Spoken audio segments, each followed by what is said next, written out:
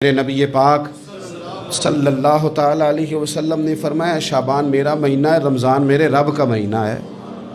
اتنی برکتوں والا مہینہ، اتنی شانوں والا مہینہ ماہ رمضان۔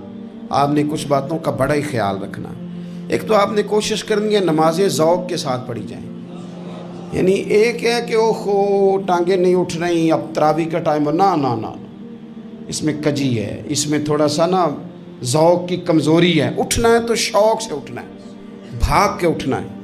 آپ نے مسجد کے ساتھ دلچسپی پیدا کرنی ہے، کوشش کرنی ہے مسجد کی صفائی بھی رمضان میں ہمارے ہی سے ہی آئے۔ اپنے علاقوں کی مساجد کی صفائی، نماز شوق سے پڑھنی ہے، شوق سے۔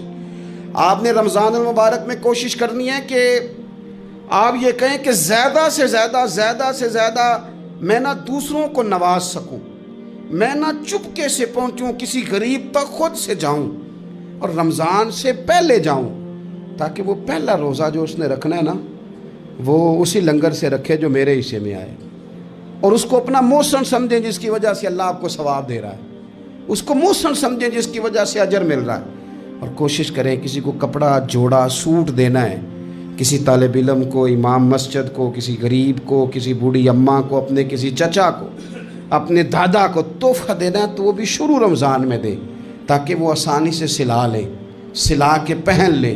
رمضان میں ہم نے قرآن پاک سے پیار کرنا ہے، قرآن پاک سے پیار کرنا ہے، صبح بھی تلاوت، دوپہر بھی تلاوت، بچوں کو ذوق دلانا ہے، شوق دلانا ہے۔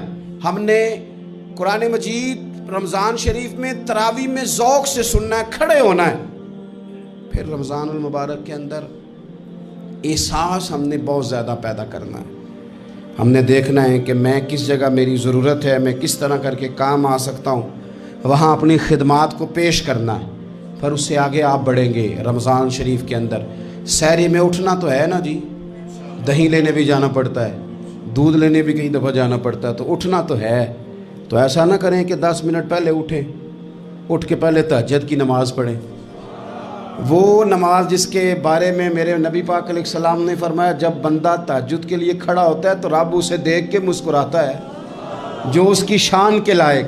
باقی نمازوں پہ ثواب ہو رہا ہے، تہجد کے وقت اللہ مسکرا رہا ہے۔ اور حضور فرماتے ہیں اگر جوان آدمی تہجد کے لیے اٹھے تو رب فرشتوں کے سامنے فخر فرماتا ہے۔ تو تہجد کی نماز ہر روز موقع ہونا ہے، اٹھنا ہی اٹھنا ہے، شہری کے لیے تو اٹھنا ہی ہے، تو وہی وقت تہجد کا ہے، خوب تہجد کی نماز پڑھنی۔ ایک چیز آپ نے پورا رمضان استعمال نہیں کرنی، وہ غصہ ہے۔ سارے روزے یعنی بالکل عین افطاری کے وقت بھی کوئی بندہ غلط بات برداشت، کون سی بات کرنی ہوتی ہے، صحیح کہ غلط؟ صحیح کو تو برداشت کرنے کی ضرورت ہی نہیں ہوتی، برداشت کرنی غلط بات ہوتی ہے۔ اس کو سہنا ہے، اسے کہنا یار روزے ہیں، رب کی رحمت برس رہی ہے، جا میں نے تجھے اللہ کی رضا کے لیے معاف کیا۔ اور ذہن میں حدیث رکھنی ہے کہ حضور نے فرمایا تو رب کے بندوں کو معاف کر، اللہ تجھے معاف فرمائے گا۔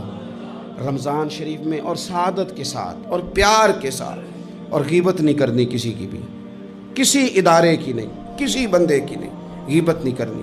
آپ کو حدیث میں ملے گا کہ نبی پاک علیہ السلام نے کچھ بیویوں سے کہا تھا کہ تم نے تو روزہ توڑ دیا ہے، اور تم نے حلال کے ساتھ رکھا تھا، حرام کے ساتھ توڑ دیا۔ یا رسول اللہ کس طرح؟ فرمایا غیبت نہیں کی تم نے، مردہ بھائی کا گوشت نہیں کھایا، یہ بہت بڑا جرم ہے، اس سے بچنا ہے۔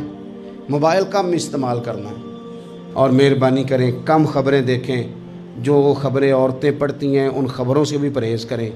کوئی ہم نے بڑا سال 11 مہینے سیاسی تبصرے کر لیے، کیا انقلاب آیا پھر ملک میں؟ تو رمضان کا مہینہ سیاسی تبصرے رہنے دیں، زیادہ وقت مسجد میں گزاریں، زیادہ وقت اللہ کے گھر میں گزاریں، زیادہ ٹائم آپ تلاوت قرآن پاک میں، استغفار میں، درود شریف میں گزاریں، ایک دوسرے کے ساتھ پیار کریں، ایک دوسرے کے کام آئیں۔ اے خالق کائنات، آئندہ جمعہ رمضان میں آنے والا ہے، اللہ امت کی خیر فرمانا، کشمیر کے مظلوموں کی خیر کرنا، برما کے مجبوروں کی خیر کرنا۔ پاکستان تیرے نبی پاک علیہ السلام کے نام پر، کلمے کے نام پر بنایا گیا وطن ہے، اللہ اس میں دین کا جھنڈا نافذ فرما دے، اس وطن عزیز کو قیامت کی صبح تک قائم فرمانا، اور اللہ ہم سب کو بھائی چارے سے، پیار سے، محبت سے، ایک دوسرے کے احساس میں زندہ رکھنا۔ اس ماہ مقدس میں تو جن لوگوں کو معاف کرے گا ہم سب کے نام بھی اس میں شامل